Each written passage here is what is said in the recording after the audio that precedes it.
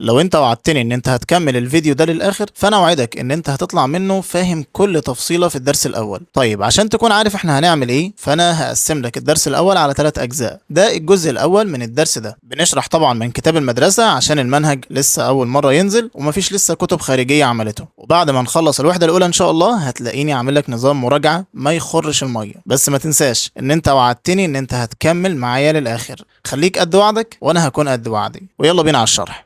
طيب رجالة تالتة اعدادي، الدرس الاول بيتكلم عن انواع التفاعلات الكيميائية.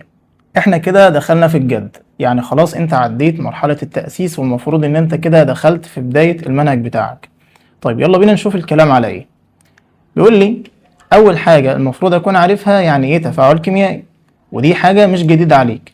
التفاعل الكيميائي احنا كنا بنقول ان هو كسر الروابط في جزيئات المواد المتفاعلة، كسر الروابط في جزيئات المواد المتفاعلة وتكوين روابط جديدة في جزيئات النواتج.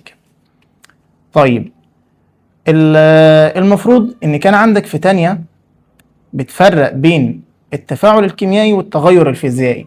فكنا بنقول ان التغير الفيزيائي زي مثلا المية، لما امسك مكعب تلج اسخنه فيتحول لمية، دي عملية ذوبان او انصهار. دي كنا بنقول ان هو تغير فيزيائي مش تغير كيميائي. ليه؟ لان المية فضلت على حالتها، لسه عندي تركيبها H2O، وبرضو بعد ما دابت كان تركيبها H2O. لكن لو مسكت مثلا قطعة حديد، يعني خلينا نشيل ده كله، لو مسكت مثلا قطعة حديد وفعلتها مع المية والأكسجين لفترة، يعني سبتها لحد ما تصدي، فهتتحول لحاجة اسمها FeOH باي 3. ده اسمه صدأ الحديد. انا براجع معاك حاجات كانت عندك في تانية اعدادي. صدأ الحديد ده دي مادة جديدة تماما مختلفة عن الحديد، فده بسميه تفاعل كيميائي. تمام؟ طيب حلو قوي.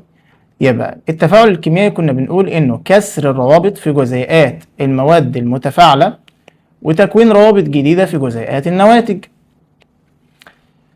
بعرفه ازاي التفاعل الكيميائي ده؟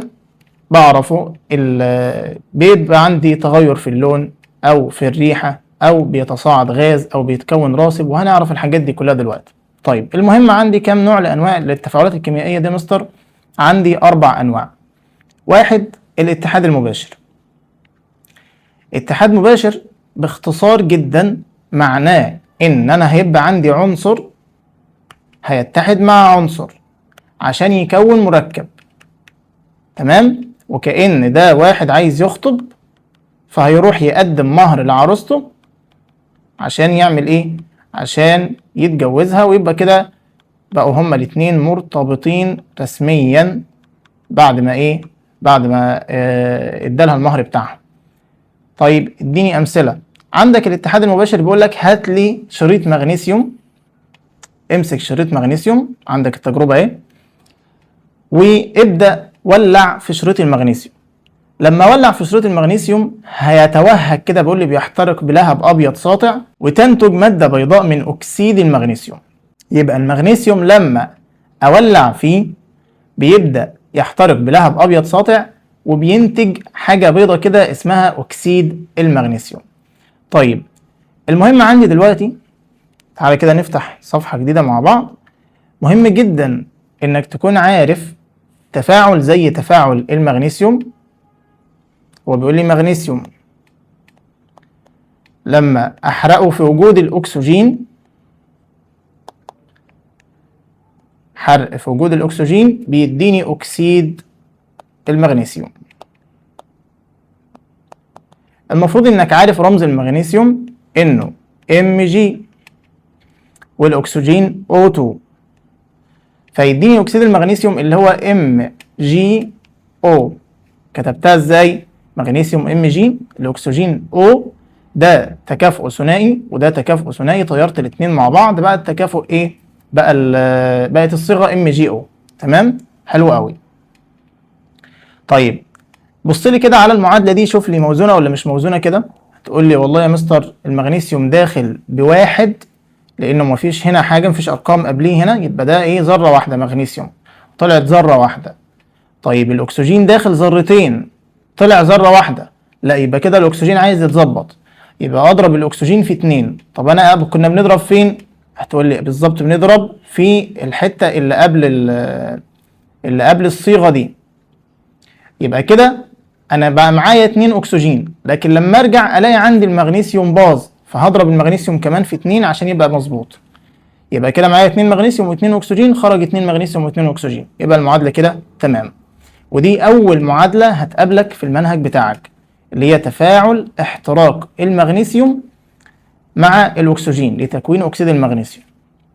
بيقول لك بقى لو أنت فضلت تبص للضوء اللي طالع من أكسيد المغنيسيوم ده، غالبا عينك هتوجعك وهتتعب، لأن الضوء ده بيكون مصحوب بأشعة فوق بنفسجية، وعشان كده لازم نلبس نظارات واقية من الأشعة دي. طبعا مفيش حد بيسمع الكلام الفاضي ده، وكلنا بنعمل التجربة في المعمل من غير من غير نظارات ولا نيل. سلم على الشهداء اللي معاك. طيب تاني حاجة عندي من تفاعلات الاتحاد المباشر احتراق الصوف الفولاذي. ايه هو الصوف الفولاذي؟ ده سلك المواعين اللي كلنا كنا بنولع فيه في الأعياد ومامتنا بتضربنا بسبب ان احنا بنبوظ الهدوم بتاعتنا. يبقى الصوف الفولاذي ده عبارة عن حديد، الحديد رمزه Fe. طيب الاف اي دي الصوف الفولاذي ده لما اولعه في وجود الاكسجين يبدأ يتحول لحاجة اسمها اكسيد الحديد المغناطيسي، رمزه ايه؟ رمزه Fe3O4. يبقى اكسيد الحديد المغناطيسي الرمز ده يتحفظ يا شباب، الرمز ده حفظ، لانك لو جيت تعمله بالطرق بتاعة كتابة الصيغة اللي احنا بنقول عليها، هتلاقيك بتكتب الحديد تكافؤه ثنائي والاكسجين تكافؤه ثنائي، فهتطير الاتنين مع بعض. لكن المركب ده بيتحط في ظروف مختلفة. يعني المركب ده ان شاء الله لما تدخل كده كلية العلوم هتعرف المركب ده جه ازاي، فخلينا ما ندخلش في تفاصيله دلوقتي ونحفظ الصيغة دي. يبقى اكسيد الحديد المغناطيسي رمزه Fe3O4. طيب يبقى كده الحديد Fe لما اولعه في وجود الاكسجين اللي هو O2 طبعا علامة الاحتراق يديني Fe3O4. تعالى كده بص شوف المعادلة دي موزونة ولا مش موزونة. ابص على الحديد داخل ب1 خرج ب3، يبقى كده مش مظبوط. عشان اظبطه اضرب الصغير في 3. طيب ابص على الاكسجين داخل ب2 خرج ب4، ال2 دي محتاج اضربها في 2 كمان عشان تبقى 4، يبقى اضرب هنا في 2، يبقى كده بقى معايا 3 حديد خرج 3 حديد، 4 اكسجين خرج 4 اكسجين. طيب المثال الثالث عندي من تفاعلات الاتحاد المباشر تفاعل النحاس مع الاكسجين. بيقول لي بقى النحاس لا يحترق بلهب مرئي، بل تتكون على سطحه طبقة سوداء من اكسيد النحاس. هو هنا ادالك 3 امثلة عشان يحط دماغك في حتة معينة او خليك تفكر بطريقة معينة. دلوقتي انا لما فعلت المغنيسيوم مع الاكسجين كان بيتفاعل بتوهج ولهب ابيض ساطع كده، فالتفاعل ده كنا بنسميه ان هو تفاعل نشط، كنا بنقول عليه تفاعل نشط. لكن الحديد كان التفاعل بتاعه شرر، مكون شرر، لكن اقل نشاط من مين؟ من المغنيسيوم.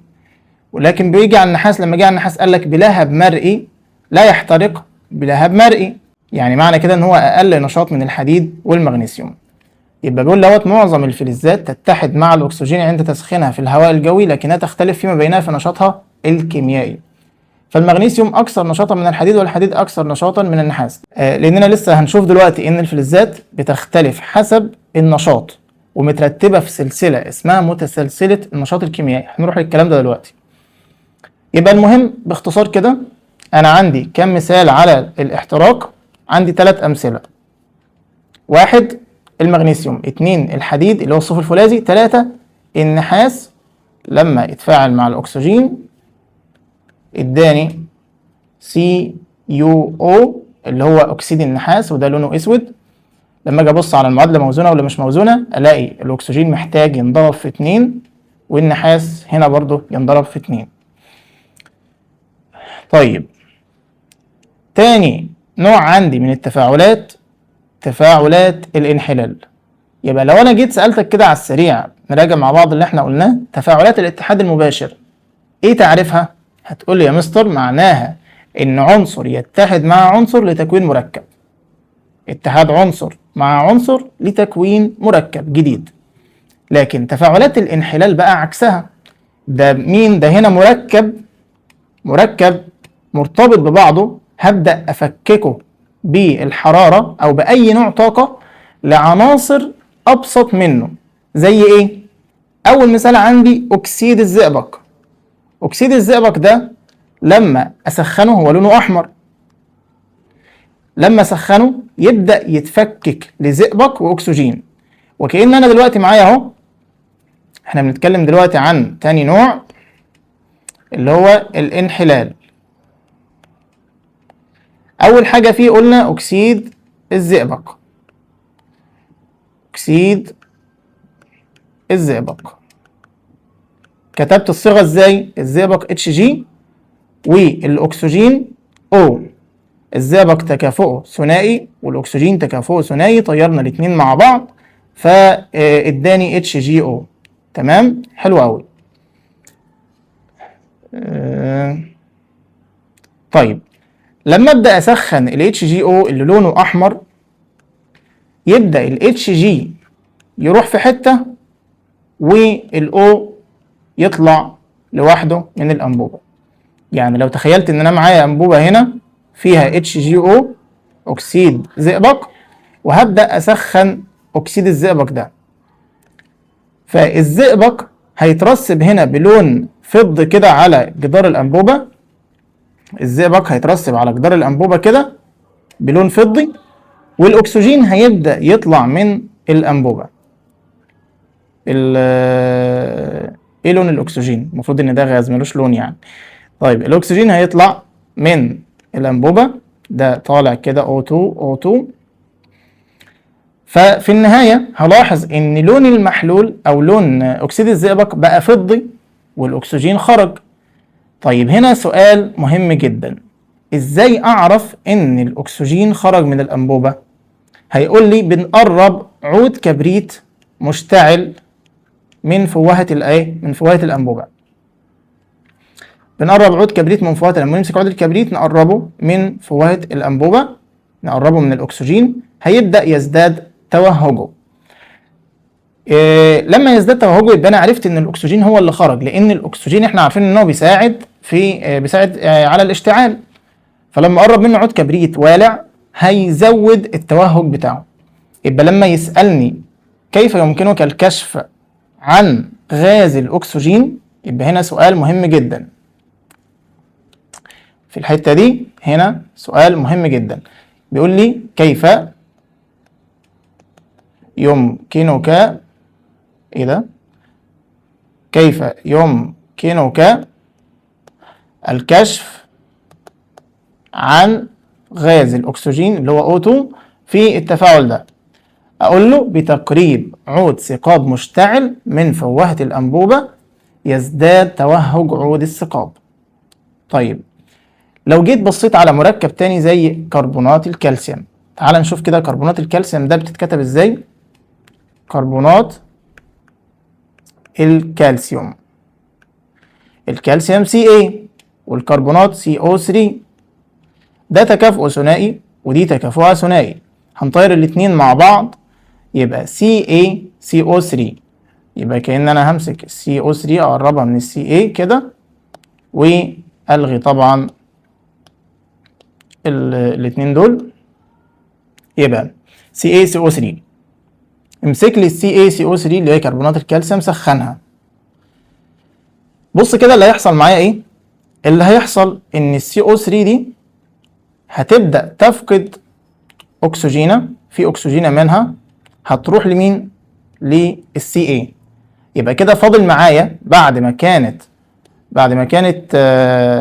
هنا 3، بعد ما كان هنا 3 أكسجين بقى عندي 2 بس، ما في واحدة منهم راحت.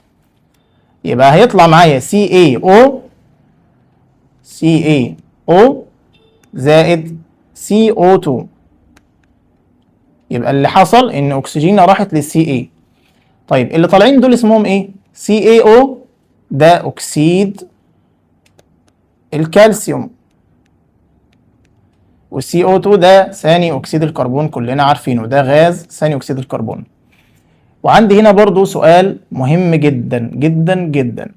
ثاني اكسيد الكربون اللي هنا ده ازاي اكشف عن وجوده، او ازاي استدل على وجوده في الانبوبه؟ يعني مثلا لو انا معايا انبوبه فيها كربونات الكالسيوم اهي، وكربونات الكالسيوم دي هبدا اسخنها، فالمفروض ان اللي هيتكون او المحلول ده هيتحول لايه؟ كربونات الكالسيوم دي هتتحول لاكسيد كالسيوم اللي هو رمزه CaO بعد التسخين، وهيطلع غاز ثاني اكسيد الكربون من الانبوبه. ازاي اعرف ان الغاز اللي طالع ده CO2؟ بيقول لي بيعكر ماء الجير الرائق. يعكر ماء الجير الرائق، يعني لو وصلت الانبوبه، يعني لو جيت خدت خرطوم من هنا كده، خرطوم وصلته بميه جير، ميه رائقه يعني ميه نظيفه، هيبدا ثاني اكسيد الكربون يعكر الميه دي، يخلي لونها لبني كده، يخلي لونها زي اللبن كده. تمام. طيب يبقى ده المثال الثاني من تفاعلات الانحلال. يبقى تاني يا شباب، تفاعلات الانحلال هي تفاعلات تتفكك فيها المركبات او بعض المركبات باستخدام الطاقة او الحرارة يعني لمكونات ابسط منها. يبقى لو جيت رجعت اللي حصل، انا قلت انا عندي النوع الاول كان الاتحاد المباشر، وده خدنا عليه 3 امثلة بالتفاعلات بتاعهم، والانحلال خدنا عليه مثالين.